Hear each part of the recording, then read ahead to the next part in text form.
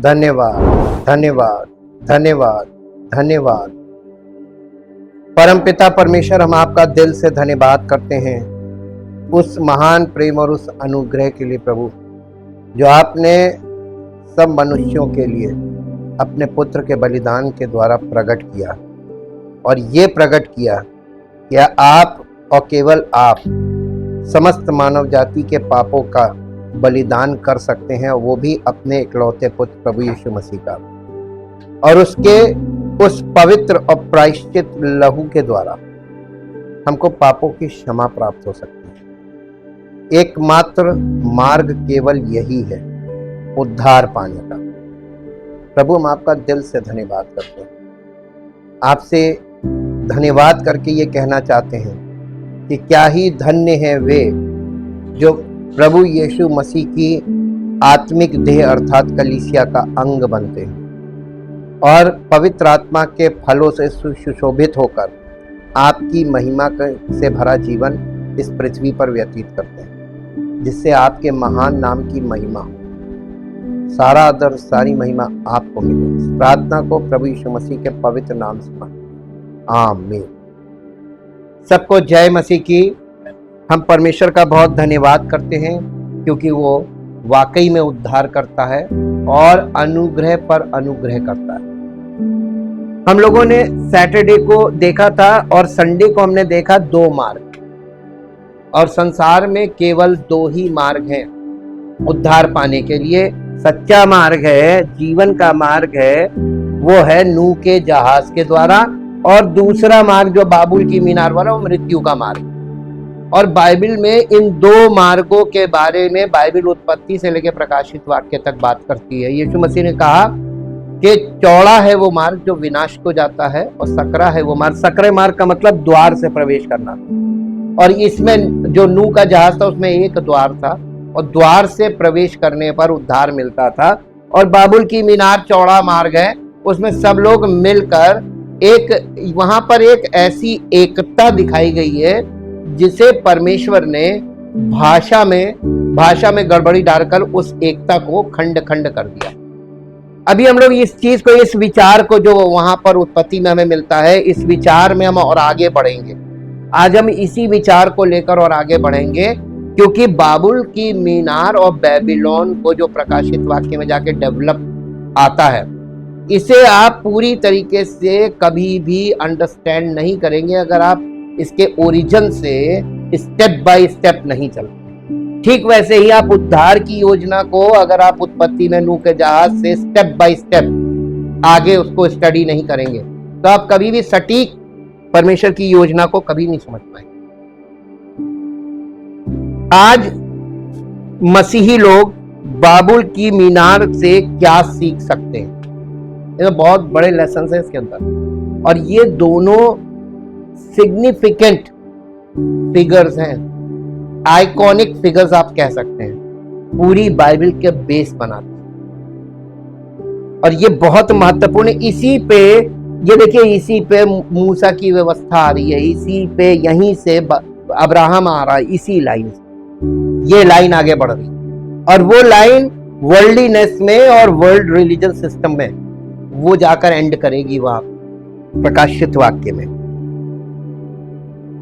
उत्पत्ति के पहले कुछ अध्याय सभी चीजों की शुरुआत के बारे में रोचक विवरण देते हैं। हम आपको पहले बता दें, द बुक ऑफ जेनेसिस, जिसे हम उत्पत्ति की किताब कहते हैं, बाइबल की पहली किताब है। The book of genesis is the book of seeds, बीजों की किताब है, यानी ओरिजिन। हर चीज जो उत्पत्ति में ओरिजिन हो रहा है, जिसका जो शुरू हो रही है, उसका समापन प्रकाशित वाक्य में मसीह में कंप्लीट हो रहा है। वो एक फाइनल जजमेंट के तौर पे, यीशु मसीह की सेकंड कमिंग इसीलिए final judgement for the world, the whole world. जैसे नूह का जो जल प्रलय था वो यूनिवर्सल फ्लड था, judgement for the whole world, and the second coming of Jesus Christ is also the judgement for the whole world.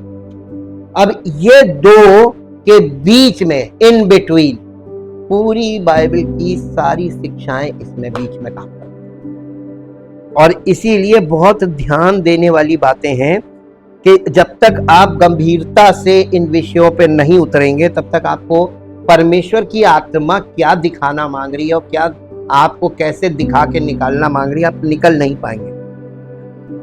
उत्तम सृष्टि से लेकर इस दुनिया के इतने विखंडित होने तक, ये उत्पत्ति के पहले अध्याय में ही सारा खास जो सीड्स हैं वहीं पर रखे हुए हैं।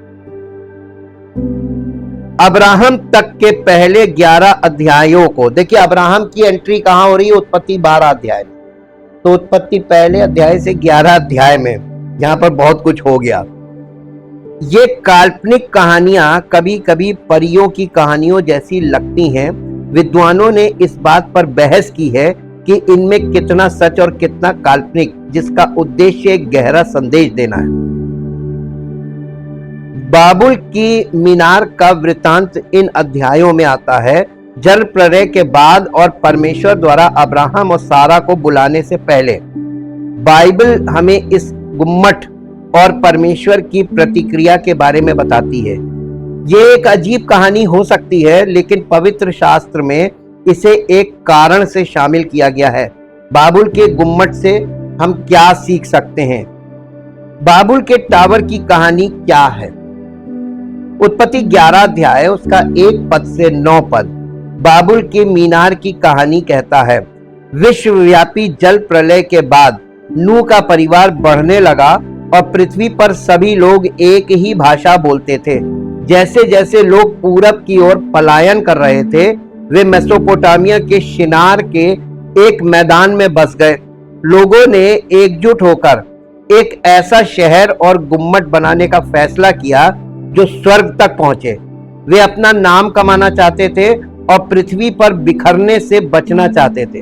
ये सीधे तौर पर परमेश्वर की उस आज्ञा के विरुद्ध था जो उसने उनको दी थी। उत्पत्ति 9 अध्याय के पहले पद में, 9 अध्याय का पहला पद उत्पत्ति का क्या है? और दीजिए जरा, उत्पत्ति 9 अध्याय उसका पहला पद। फिर परमेश्वर ने नूह और उसके पुत्रों को आशीष दी और उनसे कहा, फूलो फलो और बढ़ो और पृथ्वी में अब देखिए, पृथ्वी में फैलने को बोला था और ये लोग समुदाय बनाने लगे। अब आपको यहाँ पे एक पॉइंट बताते हैं। परमेश्वर जब यहाँ पर संसार में लोग कम्युनिटी डेवलप करते हैं, कम्युनिज्म, परमेश्वर इसके विरोध में, ये गुटबंदी है। सब अपना अपना अपना अपना अपना समुदाय बना रहे हैं और अपनी अपनी भाषा, अपना समुदाय, अपनी भाषा, अपना समुदाय। तो इससे क्या हो रहा है? ये दूसरे लोगों से मतभेद पैदा हो। और ये देखिए आज कितना ज्यादा हो गया। लेकिन ये कहिए कि पृथ्वी पर दुष्टता इतनी बढ़ी ना, उसने ये मतभेद को मिट्टी में मिला दिया। अगर ये दुष्टता ना होती तो ये बहुत कट्टरता हो जाती। इस कट्टरता को मिटाने के लिए दुष्टता काम कर रही। देखिए परमेश्वर दुष्टता भी कितना परमेश्वर के उसमें, क्योंकि मनुष्य इतना दुष्ट होता जाएगा, वो कम्युनिटी को अपनी वो बहिष्कृत करेंगे। जब आप समाज से बहिष्कृत करते हैं लोगों को, तो अब वो अछूत माने जाते हैं, अब तुम नहीं आ सकते। इसका मतलब वो पापी हो गया। वो कहां जाएगा? ऐसे लोगों के लिए प्रभु यीशु मसीह का, मैं इन्हीं के लिए आया, पापियों के लिए, जो सब जगह से बहिष्कृत हो जाएंगे, उन्हें यीशु मसीह ग्रहण कर लेगा। तो ये कट्टरता को, अब कट्टरता अपने आप मिटेगी। देखिए परमेश्वर कितना स्वभाव के द्वारा भी काम करता है। यहां पर उसने क्या आज्ञा दी थी और इसी आज्ञा से ये लोग कट रहे थे कि हमें ये ना करना पड़े। आज्ञाकारी होकर दुनिया भर में फैलने के बजाय उनके अभिमान और विद्रोह ने, ये अभिमान घमंड और विद्रोह रेबेलियन का मतलब होता है विद्रोह। विद्रोह का मतलब समझते हैं?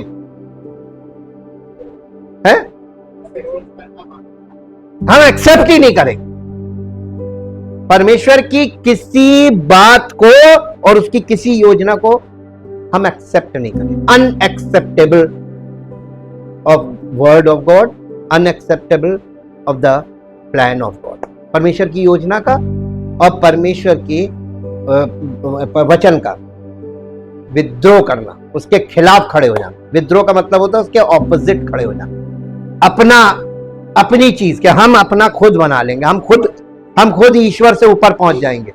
ये किसका विचार था बाइबल के अनुसार?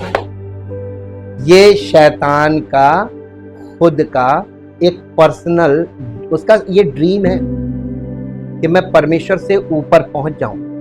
और उसने एडम एंड ईव के साथ जो भी वार्ता की और उनको पाप में गिरा दिया, वो अज्ञानता में उन्होंने किया, लेकिन अज्ञानता में किया हुआ पाप भी पाप ही माना जाता है और उसकी सजा इक्वल होती है। अब आप जाके कानून की किताबें पढ़ के देख लीजिएगा।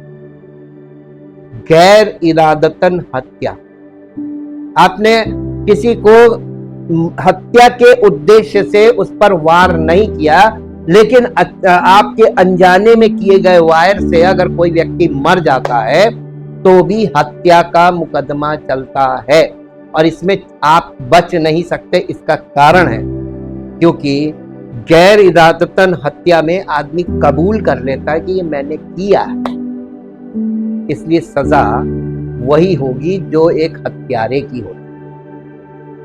और इसीलिए बाइबल में शैतान को आरंभ से हत्यारा बोला गया। उसने मानवता की हत्या कर दी, मनुष्यों की नहीं की, मानवता की हत्या कर दी। और मानवता की हत्या ऐसी की कि मानवता परमेश्वर से हमेशा के लिए विद्रोह में चली गई। ये तो कहिए कि परमेश्वर ने उद्धार की योजना में आरंभ में ही कुछ सीड्स कलेक्ट किए। वो एक थे, एक परिवार थे और उन एक परिवारों से परमेश्वर काम करना शुरू करता है।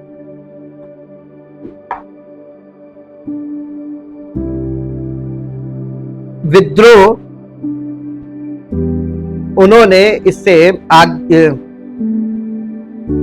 और अभिमान और विद्रोह ने गुम्मट बनाने के बाद अपनी क्षमता और सफलता के माध्यम से एकता और प्रसिद्धि की तलाश की। ये लोग कर क्या रहे थे यार? यानी एकजुट थे, एक ही भाषा थी और एक ही समुदाय के लोग थे। देखिए, ये सामुदायिक सिस्टम परमेश्वर बिल्कुल एक्सेप्ट नहीं करता है। ये बड़े हार्ड ट्रुथ है, इसलिए क्योंकि सब समुदाय मिलकर अपने नाम को ऊंचा कर रहे थे। आज दुनिया में हर कम्युनिटी अपने डेवलपमेंट में लगी, सामाजिक डेवलपमेंट नहीं, और सबके लिए समान भावना नहीं। अपना जो हम लोग हैं, हम हमारा, मैं, मी, माई, आई, माई, मी, माइन, स्वा। देखिए कैसे ईगो चलता है। ईगो क्या करता है? अपनी सफलता पर फूलना और ईश्वर को चढ़ाना। अरे देखो, तुम्हारे बिना भी हम लोग स्वर्ग तक पहुंच सकते। भावना आपको एक नजर में लगेगा यार देखो कितनी एकता है, कितना अच्छी बात है, कुछ बना रहे मिलकर, लेकिन परमेश्वर के दृष्टिकोण से देखिए ना, हेवनली पॉइंट ऑफ व्यू से, तो ये एकता परमेश्वर कहता नहीं है, this is a wrong motive. और क्या बोलेंगे एकता को, क्या बोलेंगे? Wrong motive, unity with wrong motive and without God, यानी गॉडलेस सोसाइटी बन रही। यहां पे शुरुआत हुई थी गॉडलेस यूनिटी और सोसाइटी। आज संसार में आपको सब जगह कॉमन है, वेरी कॉमन। तो परमेश्वर के वचन में यहां पर एक ऐसी कहानी है जिसे मिस्टीरियस आप कह सकते हैं, और ये नूह के जल प्रलय के बाद और अब्राहम से पहले बीच में आता है। इसका बहुत, यानी जो इसका प्लेस है बाइबल में वो बहुत इंपॉर्टेंट है। जब वे मीनार बना रहे थे तब परमेश्वर ने उन्हें देखा और उनके पापी हृदयों को पहचान लिया।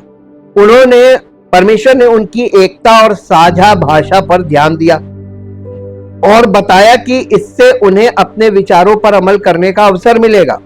हालांकि क्योंकि मीनार और शहर ने परमेश्वर की सर्वोच्चता और उसकी धार्मिक योजना का विरोध किया था, इसलिए प्रभु ने कार्य किया।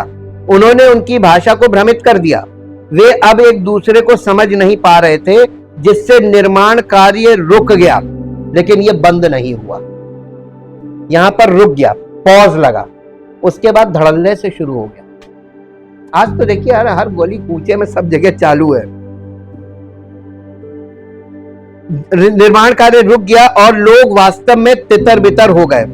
बाबेल नाम का भ्रम और विभाजन से, बाबेल का नाम भ्रम और विभाजन से जुड़ गया, क्योंकि ये शब्द भ्रमित के लिए इब्रानी शब्द के समान लगता है। इब्रानी में इसको कहते हैं भ्रमित करने वाला। बाबेल का मतलब, बेबीलोन का मतलब द प्लेस ऑफ कंफ्यूजन, भ्रम का स्थान। इस कहानी में कई महत्वपूर्ण संदेश है। पहला, ये मानवीय अहंकार के खतरों को दर्शाती है। शैतान की तरह हम अक्सर खुद को परमेश्वर के अधिकार से ऊपर उठाने की कोशिश करते हैं। लोगों की नाम कमाने की चाहत मनुष्य के स्वार्थी हृदय को उजागर करती है, जो परमेश्वर से अलग होकर महिमा की तलाश करता है। दूसरा, बाबेल का गुम्मट दिखाता है कि कैसे परमेश्वर मानवीय योजनाओं पर प्रभुता रखता है। हालांकि लोगों ने विद्रोह किया और परमेश्वर की अनाज्ञाकारिता की, फिर भी प्रभु की इच्छा प्रबल हुई और उसने उन्हें पृथ्वी पर तितर बितर कर दिया।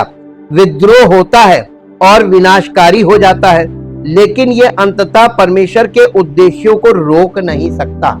बाबुल की मीनार ने परमेश्वर की उद्धार की योजना को रोक नहीं पाया, तो आज जो चल रही है ये क्या रोक पाएंगी? अब आप फाइनल तक जा सकते हैं। परमेश्वर के वचन में लिखा हुआ है कि मैं आरंभ की बात, अंत की बात आरंभ से दिखा रहा हूं। तो हम अंत को आरंभ से देखना शुरू करते हैं। जब ये जो हिब्रू लैंग्वेज है ना, ये उल्टी चलती है।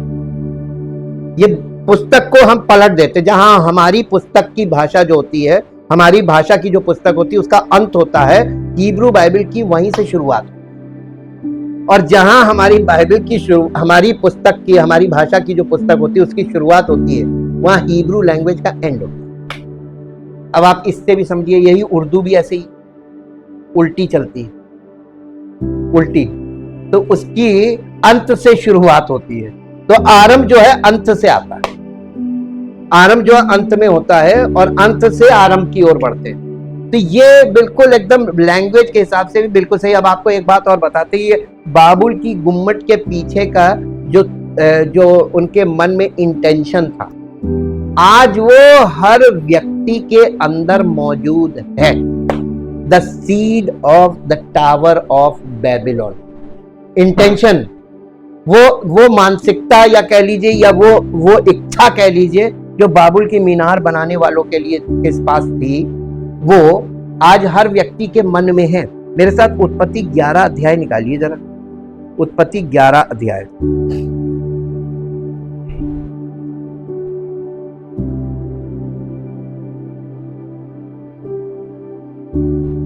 हाँ, इसमें पढ़िए, चौथा पद पढ़िए। फिर उन्होंने कहा, आओ हम एक नगर और एक गुम्मट बना लें, जिसकी चोटी आकाश से बातें करें। इस प्रकार से हम अपना नाम करें, ऐसा ना हो कि हमको सारी पृथ्वी पर। ये बनाने का उद्देश्य क्या था? अपना नाम करें। आज बताएं आपको, ये मनोरोग आपको बड़े आसानी से देखने को मिलेगा। सेल्फी, रील, कौन नहीं बना रहा है? काहे के लिए बना रहे? अपना नाम करें, लाइक्स, लाइक, शेयर। ये वाला कॉन्सेप्ट आज हर एक के अंदर आ गया। आज समस्त मानव जाति पूरी पृथ्वी पर वही कर रही ना, अपना नाम कमाने के लिए रील्स बनाना। कितने अपराध हो रहे हैं, ये बनाने वाले लोग कितनी बुरी तरीके, कैसी कैसी मौत से मर रहे हैं। आप रोज न्यूज में देखिए, सेल्फी लेते समय ये डूब गया, ये पानी में बह गया, ये ट्रेन से कट गया, ये गाड़ी के नीचे आ गया। ये इतनी कॉमन न्यूज है कि हर व्यक्ति अपना नाम करना मांगता। सबके हाथ में एक इंस्ट्रूमेंट आ गया है और इस इंस्ट्रूमेंट के द्वारा सब व्यक्ति अपना नाम कर। आप किसी रिलीजियस प्लेस पे जाइए, वहां पर भी आपको अपने नाम के लिए ही काम करना, अपने आप को फेमस करने का। हाँ, वो अपने, हर व्यक्ति अपने आप को ऊंचा करना मांग रहा है। किससे ऊंचा जाना मांगते हो? ईश्वर से ऊंचे। दुनिया में लोग हमें प्रभु मान ले कि यही प्रभु है। देखिए वो एडमिक जो पतन हुआ, पाप और पतन, वो स्वभाव मनुष्य के अंदर सेटनिक नेचर आ गया कि नहीं आ गया? अब बताइए ऐसा व्यक्ति परमेश्वर के पास डायरेक्ट घुसना मांगेगा, परमेश्वर अलाउ करेगा? हाँ, परमेश्वर कभी बिलीव नहीं करता, वो किसी मनुष्य पे बिल्कुल बिलीव नहीं करता। इसीलिए परमेश्वर का वचन हार्ड हो जाता है। अगर आप ट्रुथ देखेंगे, ट्रुथ हार्ड क्यों है? ट्रुथ में अगर हार्डनेस नहीं तो वो ट्रुथ नहीं। ट्रुथ में हार्डनेस होनी चाहिए जो मनुष्य की इच्छा भावना के बिल्कुल ऑपोजिट होता है। That is truth. वही सत्य है जो अनएक्सेप्टेबल हो। यहां पे हम इस चीज को देखते हैं। आज तो बहुत सरलता से आप देख सकते हैं, हर आदमी अपने आप को मशहूर करने में लगा हुआ। हर आदमी, चाहे वो परमेश्वर का सेवक ही क्यों ना हो, वो अपने आप को इतना हाई फाई शो कर रहा है। परमेश्वर ऊपर से देखता होगा, क्या देखता होगा यार, ये मेरे जैसा, मेरी बातें लोगों तक सच्चाई से पहुंचा नहीं पा रहा है, अपने आप को मशहूर कितना कर रहा है। मैं।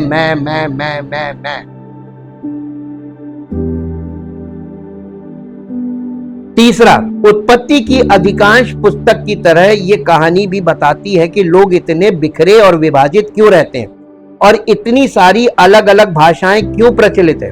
मानवीय अभिमान और विद्रोह ही इस सारे भ्रम और विभाजन की जड़ है।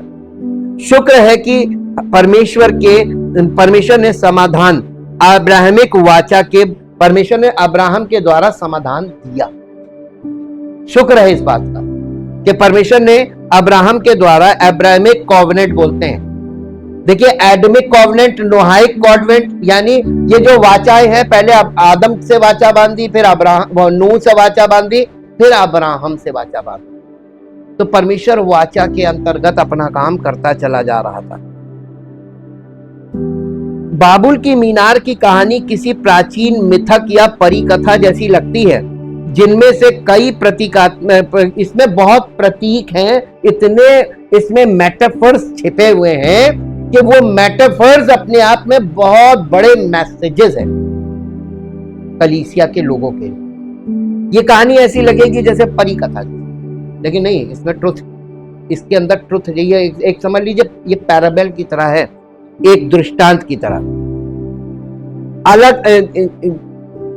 अलग अलग भाषाएं क्यों हैं? ये काल्पनिक कहानी इसका स्पष्टीकरण करती है। अन्य सांस्कृतिक मिथकों, स्पष्ट काल्पनिक कथाओं से इस समानता के कारण कुछ लोग ये मानने लगे हैं कि बाबुल की मीनार वास्तव में कभी घटित ही नहीं हुई थी। ये प्रश्न कि ये कहानी वास्तविक है या अलंकारिक, सदियों से बाइबल के विद्वानों को उलझन में डालता रहा है। जब आप इन बातों को काल्पनिक मानेंगे तो आप भ्रम में चले जाएंगे।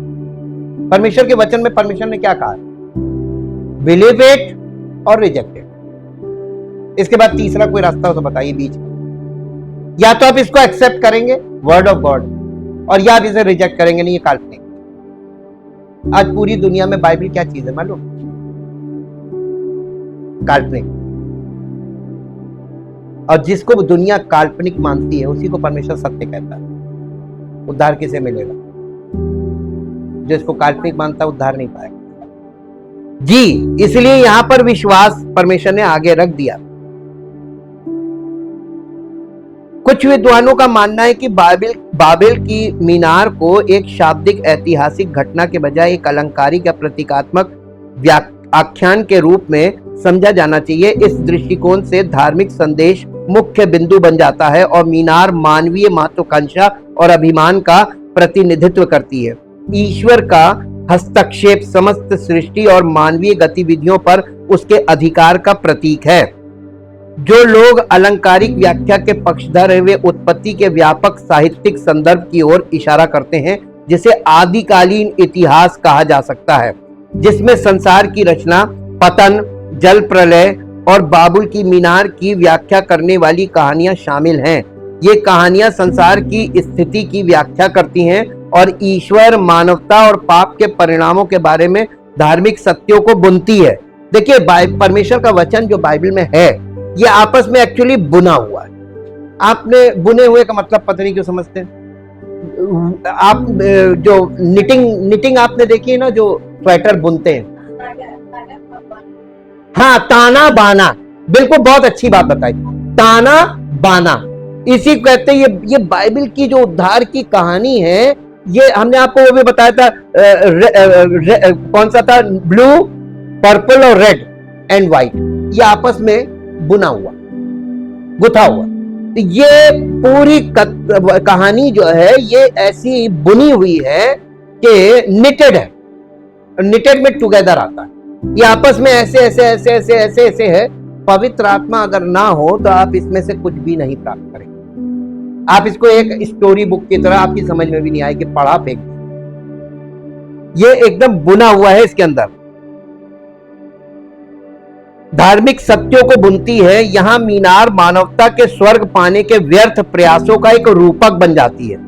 आकाश तक एक मीनार बनाना एक हास्यास्पद और असंभव विचार है, ठीक वैसे ही जैसे सृष्टिकर्ता के विरुद्ध मानव विद्रोह, जिसे असफल होने के लिए ही रचा गया था। तो परमेश्वर ने मनुष्यों को, ये नूह के ही वंशज हैं, जिन्हें परमेश्वर ने नूह के 3 बेटों को, उनकी पत्नियों समेत, और नूह को उसकी पत्नी समेत 4 परिवारों को, 4 जोड़ों को परमेश्वर ने बचाया था। 4 का मतलब होता है मालूम, 4 number means universal, east west north south, 4 दिशाओं को दिखाता है। और ये नूह के 3 बेटों से फिर से सृष्टि में रीजनरेशन शुरू हुआ, और इसी में से एक बेटे के वंशजों ने ये मीनार बनाई।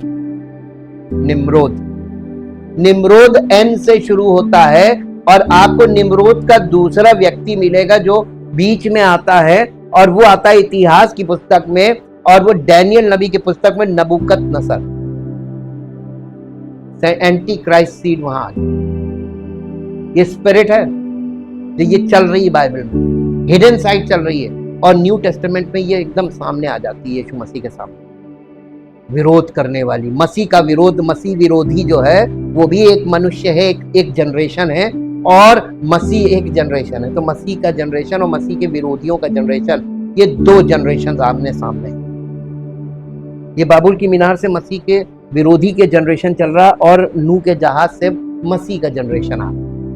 देखिए दोनों जनरेशंस भी यहाँ पे आपको समझ में आ सकते हैं। शाब्दिक दृष्टिकोण से बाइबल एक वास्तविक घटना का वर्णन करती है। नूह के सभी वंशज एक ही भाषा बोलते होंगे, और जो लोग इस कहानी को शाब्दिक रूप से देखते हैं वे पाठ के विशिष्ट विवरणों की ओर इशारा करते हैं। मेसोपोटामिया के एक वास्तविक भौगोलिक क्षेत्र शिनार का उल्लेख ऐतिहासिक संदर्भ जोड़ता है। पुरातत्वविदों ने उस क्षेत्र में जिगुराट का मतलब हमने बताया था ना आपको, सीढ़ी नुमा बिल्डिंग को जिगुराट बोलते हैं। नीचे बेस होता है, फिर वो एक स्टेप जैसा होता है, फिर दूसरा स्टेप होता है, फिर तीसरा स्टेप होता है, वो ऐसे जाके ऐसे हो जाती है, और स्टेप बाय स्टेप सीढ़ी नुमा बिल्डिंग, इसी को जिगुराट बोलते हैं। जिगुराट जैसी संरचनाओं की भी पहचान की है जिनका संबंध बाबुल की मीनार से हो सकता है। पुरातत्वविदों को ये बाबुल की मीनार मिली है, वास्तविक घटना है, और इसका रिसर्च भी किया गया। आमतौर पर सांस्कृतिक मिथकों में काल्पनिक लोग, जानवर और स्थान शामिल होते हैं। बाबुल की मीनार की कहानी में वास्तविक स्थान और संबंध हैं। उत्पत्ति 1 अध्याय से 11 अध्याय के बाद की कई कहानियां काल्पनिक लगती हैं। परमेश्वर ने लाल सागर को 2 भागों में बांट दिया, ये भी काल्पनिक लगेगा, ये पॉसिबल ही नहीं है साइंटिफिकली, विज्ञान के अनुसार। क्या आजकल के लोग इस बात में बिलीव करते हैं कि परमेश्वर ने लाल समुद्र 2 भाग किया होगा?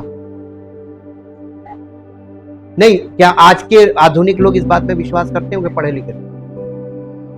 तो ये क्योंकि इन्होंने अपना बेबीलोन बना लिया ना, अपने आप को ऊंचा कर लिया। अब वो परमेश्वर के वचन को एक्सेप्ट नहीं कर सकते, अब वो अपने आप को बुद्धिमान समझते हैं। ये चैलेंज है, और ये परमेश्वर इन चैलेंजेस को फेस कर रहा है, और मालूम है मुंह की खिला देगा सबको, आपको हम पक्का बता रहे हैं। एंड टाइम प्रोफेसी आप जब देखेंगे ना, तो आप कहेंगे परमेश्वर वाकई में सब कुछ मिट्टी में मिला, कहेगा ये लो तुम्हारा विज्ञान धरा, सब फेल कर दिया, अब बोलो, तब सब मानने लगे कि उसके आगे किसी की चली नहीं है। एक बालक ने एक दानव को मार डाला, जैसे दाऊद ने गोलियत को मारा। यह भी परी कथा लगेगी, अविश्वसनीय, लेकिन यह सत्य है। परमेश्वर मानव रूप में आते हैं, मरते हैं और फिर से जी उठते हैं। यीशु मसीह के बारे में यह भी काल्पनिक है, ऐसा संभव नहीं है। कुंवारी से स्त्री बच्चा पैदा नहीं हो सकता। तो परमेश्वर के वचन में आरंभ में ना तो माता था ना पिता था, यानी मनुष्य की कोई कुछ वो ऐसा था ही नहीं, तो आदम को कहां से पैदा कर दिया? फिर उसकी पसली निकाल कर स्त्री को कैसे बना दिया? फिर उन दोनों से संतानें पैदा हुई, पृथ्वी भर कैसे गई? बनाया तो एक जोड़ा था। लोग एजुकेशन को अपनी बाबुल की मीनार समझते हैं। मेरे पास डिग्री है, मैं बहुत पढ़ा लिखा हूं, है ना, लेकिन ये जो सांसारिक शिक्षाएं हैं, ये इसका आत्मिक बातों से कोई दूर दूर तक कनेक्शन ही नहीं है और ना ये वहां पर काम करती हैं। बाइबल सच्ची ऐतिहासिक घटनाओं से भरी है, जिनके धार्मिक निहितार्थ भी है। ये संपूर्ण पवित्र शास्त्र का वर्णन करता है। परमेश्वर इतिहास में एक मुक्तिदायी अंत की ओर अलौकिक रूप से कार्य करता है। देखिए, परमेश्वर इतिहास में एक मुक्तिदायी यानी सैल्वेशन देने के लिए अंत की ओर अलौकिक रूप से कार्य करता है। विश्वास चमत्कार की ओर ले जाता है और बार बार इस संसार की टूटन को पार करता है। विश्वास, जब संसार टूटने लगता है तो विश्वास से हम उस पार चले जाते, नई दुनिया। सिर्फ इसलिए कि किसी ऐतिहासिक कथा में धार्मिक सत्य भी निहित है, वो काल्पनिक नहीं हो जाती। हमें संपूर्ण पवित्र शास्त्र को अस्वीकार करना होगा, साथ ही हमारा अपना जीवन भी निरर्थक हो जाता है। कलीसिया में जब हम अपनी ईश्वरीय कहानियां सुनाते हैं तो वे चमत्कार, संघर्ष और रहस्य से भरी होती हैं। क्या हम अपनी गवाही को इसलिए नजरअंदाज कर देते हैं क्योंकि ईश्वर ने उनमें अलौकिक रूप से कार्य किया है? ईश्वर ने हमें अर्थ और उद्देश्य के साथ जीने के लिए बनाया है, चाहे शाब्दिक या लाक्षणिक रूप से व्याख्या की जाए। कहानी मानवीय अहंकार के खतरों को उजागर करती है और हमें परमेश्वर की इच्छा का पालन कैसे करना चाहिए, इस बात पर हमारा ध्यान आकर्षित करती है। बाबुल की गुम्मट बाकी बाइबल से कैसे जुड़ता है? मूल बाइबल में अध्याय या आयतें नहीं थी, जिन्हें कुछ सदियों पहले हमें अंश ढूंढने में मदद के लिए जोड़ा गया था। इसलिए बाबुल की मीनार के बाद जो हुआ वो हमें शिक्षाप्रद लगता है। परमेश्वर ने बाबुल की स्वर्ग तक पहुंचने के तरीके को इतना मूर्खतापूर्ण समझा कि उसने उन्हें तितर बितर कर दिया। फिर भी परमेश्वर उद्धारक और उदार है। उसने हमें अपने और उस जीवन तक पहुंचने का रास्ता जरूर दिया है जिसकी हम लालसा करते हैं। बाबुल के न्याय के तुरंत बाद बाइबल अब्राहमिक वाचा जो उत्पत्ति 12 अध्याय में है उसका परिचय देती है। अब्राहम और सारा के माध्यम से परमेश्वर टूटी हुई मानवता को पुनर्स्थापित करने और सभी राष्ट्रों को फिर से एक साथ लाने की योजना बनाता है।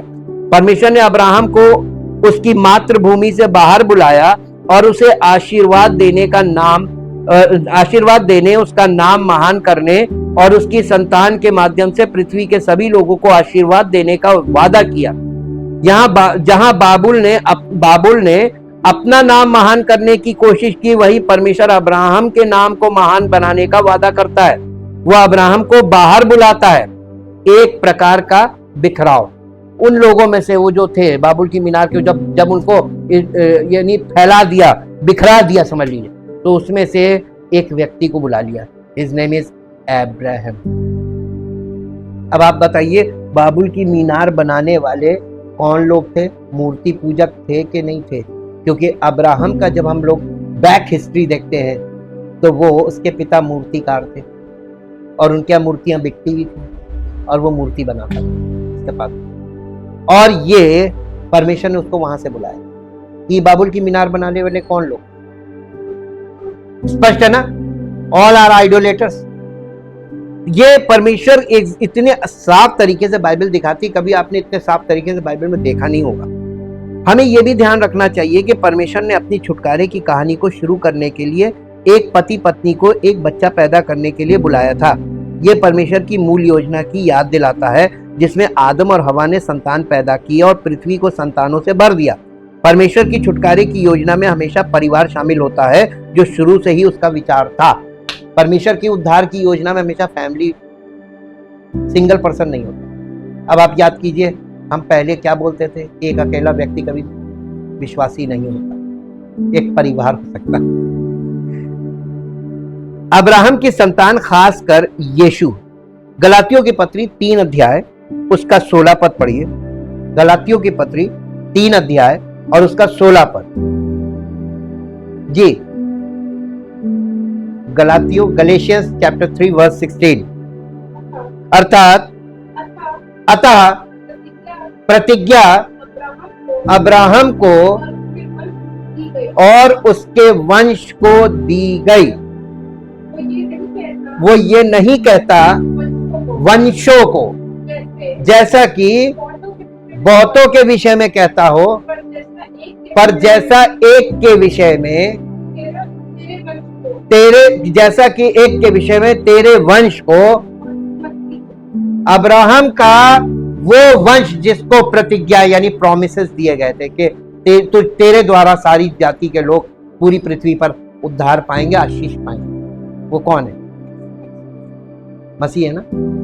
लोग आशीष जिससे मिलनी उसे छोड़कर अपने आप बाबुल की मीनार बना, साम दाम दंड भेद लगा रहे, अपनी धार्मिकता की स्थापना कर रहे हैं। ये बाइबल के विरोध में कर रहे हैं कि नहीं कर रहे हैं? बिल्कुल एंटी वर्ड ऑफ गॉड, परमेश्वर के वचन के बिल्कुल विरोध में काम कर रहे हैं, खुद से प्राप्त करने के लिए। यीशु के स्वर्गारोहण के बाद पवित्र आत्मा यरूशलेम में एकत्रित शिष्यों पर उतरा। आत्मा से शक्ति प्राप्त प्रेरित अलौकिक रूप से विभिन्न भाषाओं में बोलने लगे और अन्य राष्ट्रों और भाषाओं के लोग शिष्यों द्वारा परमेश्वर के महान कार्यों की घोषणा को समझ पाते हैं। पतरस के उपदेश के बाद अन्य राष्ट्रों के हजारों लोग मसीह के सामने पश्चाताप करते हैं। ये बाबुल के श्राप को सीधे तौर पर प्रतिबिंबित करता है और उसे उलट देता है। बाबुल के गुम्मट के विपरीत, जहां परमेश्वर ने भ्रम और विभाजन लाया था, पेंतेकुस्त ने सुसमाचार के माध्यम से एकता और समुदाय लाया। और परमेश्वर उन भाषाओं का उपयोग करता है जिनका उपयोग उसने विभाजन के लिए किया था। अब पवित्र आत्मा और पश्चाताप के माध्यम से लोगों को मसीह के सामने एकजुट करने के लिए पवित्र आत्मा कार्य कर रहा है। सारी भाषा के लोगों के लिए पवित्र आत्मा उनसे मातृभाषा में बात कर रहा है। बाबुल का गुम्मट आज हमें कई महत्वपूर्ण सबक सिखाता है। बाबुल के लोगों ने अपनी योग्यता और उपलब्धियों में एकजुट होकर अपना नाम बनाने की कोशिश की। वे अपने प्रयासों से परमेश्वर तक पहुंचने की कोशिश कर रहे थे, जैसा कि आज बहुत से कलीसियाओं में लोग कोशिश कर रहे हैं कि हम ये करेंगे, हम परमेश्वर तक पहुंच जाएंगे। आप अपने स्व यानी अपने सेल्फ से जो कुछ भी परमेश्वर के लिए करते हैं वो अनएक्सेप्टेबल अनटू गॉड। परमेश्वर को एक्सेप्ट है। आपको परमेश्वर के वचन को ग्रहण करना पड़ेगा, पश्चाताप करना पड़ेगा, समर्पण करना पड़ेगा और पवित्र आत्मा के नेतृत्व में जो बोला जाए उसकी आज्ञा माननी होगी। आपको पवित्र आत्मा परमेश्वर तक पहुंचाएगा। हमने कल मालूम इसी नोट पे रोका था कि वो हमें पहुंचाएगा, हमें पहुंचाया जाएगा परमेश्वर तक। हम पहुंच नहीं सकते हैं। we do not know the way। हमें मार्ग ही नहीं मालूम है, स्पिरिचुअल वे है। तो वहां पर हम सुनकर चल के पहुंच सकते हैं अगुवाई में, लेकिन हम खुद से नहीं पहुंच सकते हैं, क्योंकि वो कोई ऐसा रोड नहीं है जहां पर साइंस हो, साइन बोर्ड्स हो। क्लियर? तो मसीह परमेश्वर तक पहुंचने के लिए एक ऐसा वे है जिसमें हम पवित्र आत्मा के अगुवाई में ही आज वहां पहुंच सकते हैं। लेकिन परमेश्वर ने हस्तक्षेप किया और उनकी स्वार्थी योजना को विफल कर दिया। हमें पहले यह समझना चाहिए कि हमारे अपने प्रयास हमें परमेश्वर तक नहीं पहुंचा सकते।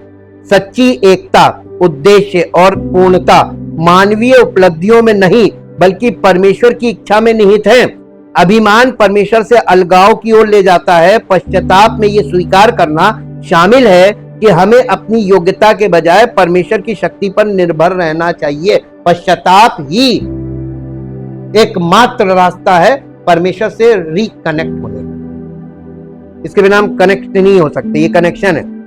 बाबुल में मनुष्य जिस एकता को प्राप्त करने में असफल रहे वो कलीसिया में पुनर्स्थापित होती है, जहां मसीह के अधीन मुखिया के रूप में एकजुट है। इफिसियों की पत्री 4 अध्याय उसका 15 और 16 पद पढ़ दीजिए। इफिसियों की पत्री 4 अध्याय उसका 15 और 16 पद। जी, वरन प्रेम में सच्चाई से चलते हुए सब बातों में उसमें जो हिंदी में सिर लिखा है, इंग्लिश में आप पढ़ेंगे लिखा है हेड, जो कलीसिया का मुखिया है। सिर का मतलब होता है मुखिया जी, उसमें जो सिर है अर्थात मसीह में बढ़ते जाएं, उसमें हमें बढ़ना है। पौलुस यीशु को कलीसिया अर्थात देह का मुखिया बताते हैं, जहां सारी देह हर एक सहायक बंधन से जुड़ी और एक साथ जुड़ी हुई है, प्रेम में बढ़ती है और बढ़ती जाती है, और हर एक अंग अपना अपना काम करता है। हमारी एकता हमारी शक्ति पर नहीं बल्कि पवित्र आत्मा के कार्य पर आधारित है, जैसा कि पौलुस ने पहला कुरिन्थियों 12 अध्याय और उसका 12 और 13 पद में समझाया है। पहला कुरिन्थियों 12 अध्याय उसके 12 और 13 पद को पढ़िए, क्योंकि नहीं 12 और 13 पद, 12 अध्याय का 12-13 जी, क्योंकि जिस प्रकार देह तो एक है और उसके अंग बहुत हैं, और उस एक देह के सब अंग बहुत होने पर भी सब मिलकर एक ही देह है।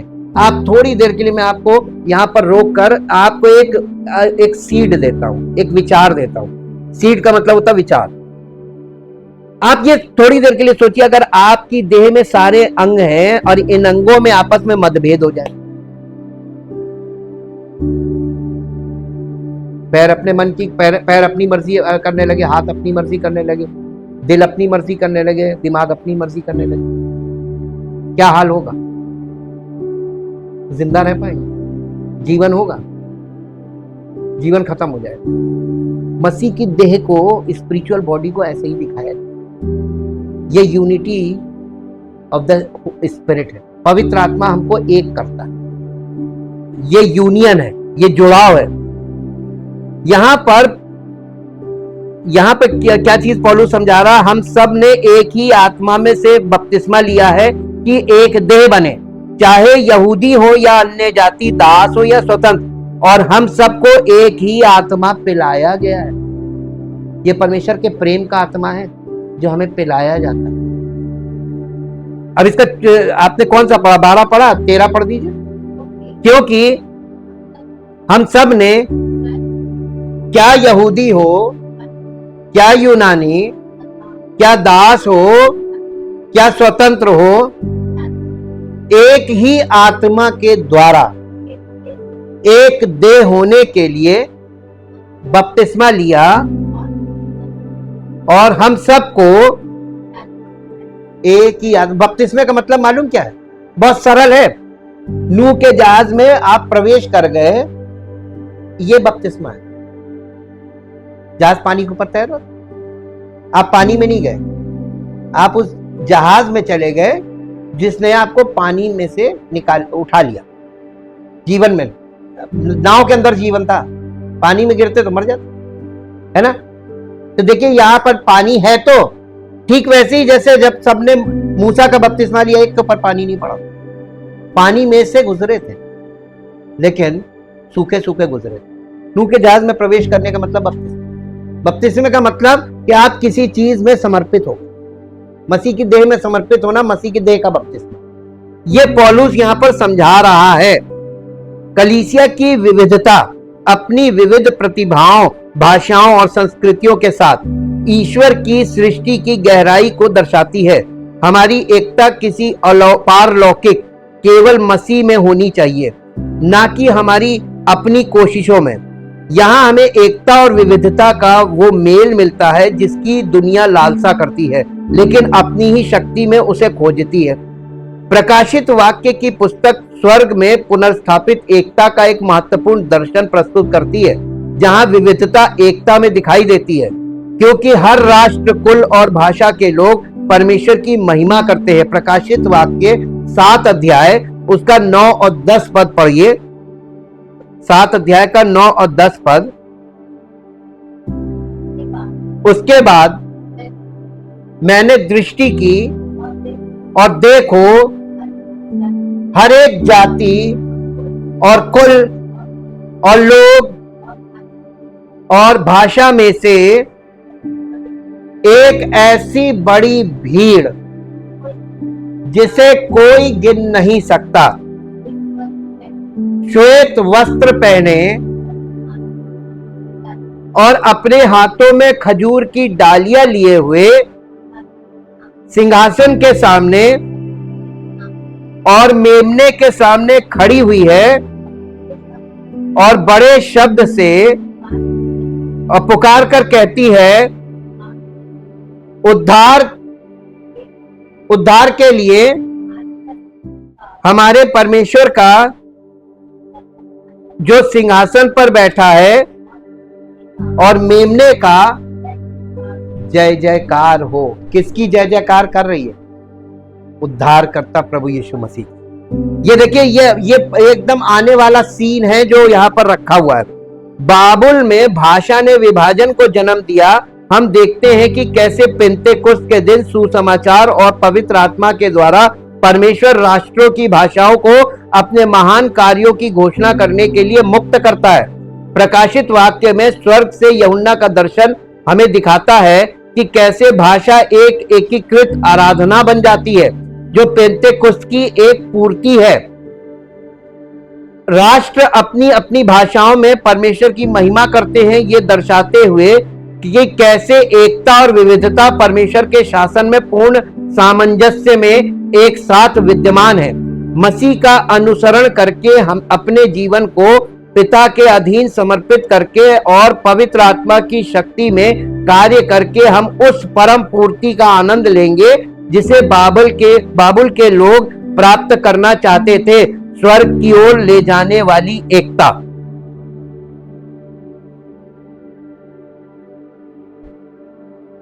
हम परमेश्वर के वचन की इन बातों से, अब लास्ट में मेरे साथ एक पद निकाल दीजिए जो आपको मिलेगा, यशाया नबी की पुस्तक उसका 55 अध्याय, यशाया उसका 55 अध्याय, 55 अध्याय का 8 पद पढ़िए।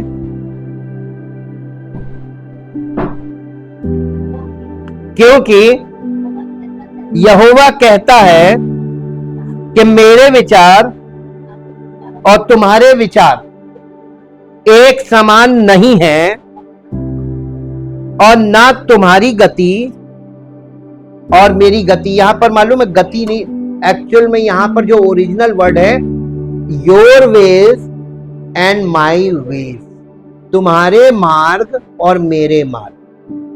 ये मार्ग की शुरुआत होती कहां से? विचार से। परमेश्वर यहां पर साफ साफ बता रहा है कि परमेश्वर के विचार और मनुष्यों के विचार। बाबुल की मीनार में आप देख लीजिए, परमेश्वर के विचार यहां पे नहीं है, यहां मनुष्यों के विचार हैं और वो परमेश्वर तक पहुंच बना रहे। यह है मनुष्यों के विचार। और यहां पर आप देखिए बाबुल की मीनार, यह है परमेश्वर के विचार, जो उसने नूह को अपने विचार दिए कि तुम ये बनाओ और देखो मैं तुमको और तुम्हारे पूरे परिवार को बचा लूंगा। और परमेश्वर के विचारों को जब उसने हुक्म माना और उसके अनुसार किया तो उसका पूरा परिवार परमेश्वर ने बचा लिया, है ना। तो ये परमेश्वर का मार्ग हो गया। और ये देखिए, विचार और मार्ग दोनों चीज आपको यहां पे मिली। परमेश्वर के विचार मालूम कैसे हैं? स्वर्गीय विचार। Higher than the ways of God is higher than man's way. मनुष्यों के जो मार्ग हैं वो जमीनी मार्ग, परमेश्वर के मार्ग ऊंचाई वाले स्वर्ग। कौन से मार्ग? आप परमेश्वर एकदम आपको इंडिपेंडेंटली सब चीजें बताता है और फिर आपके हृदय से वो प्रतिक्रिया चाहता है, आपके अस्तित्व से वो प्रतिक्रिया कि आप अपने अस्तित्व को परमेश्वर के आगे समर्पित करते हैं कि नहीं। परम पिता परमेश्वर, हम आपका हृदय से धन्यवाद करते हैं आपके पवित्र वचनों के लिए जो पवित्र आत्मा के द्वारा हमारे हृदय रूपी भूमि में बोए जाते हैं, ताकि प्रभु आपका वचन हमारे हृदय रूपी भूमि में फलवंत हो और पवित्र आत्मा के फलों के प्रगटीकरण के द्वारा हमारा जीवन आपकी महिमा में प्रकट हो, जिससे आपका नाम महिमा पाए। हर विश्वास करने वाले के जीवन में परमेश्वर के वचनों का जो उनके हृदय में बोए जाते हैं वो परिपक्व हो, उनके द्वारा पवित्र आत्मा के फलों का प्रगटीकरण हो, ताकि हर एक विश्वासी उसने विश्वास किया है वास्तव में कि नहीं किया है, इस बात का प्रमाण पवित्र आत्मा के फलों के द्वारा उसके जीवन में जो प्रकट होते हैं उससे हो, ताकि प्रभु आपकी महिमा हर विश्वास करने वाले के जीवन से प्रकट हो, जिससे आपका नाम महिमा पाए। आपकी महिमा यीशु मसीह के नाम से, आमीन। Praise the Lord.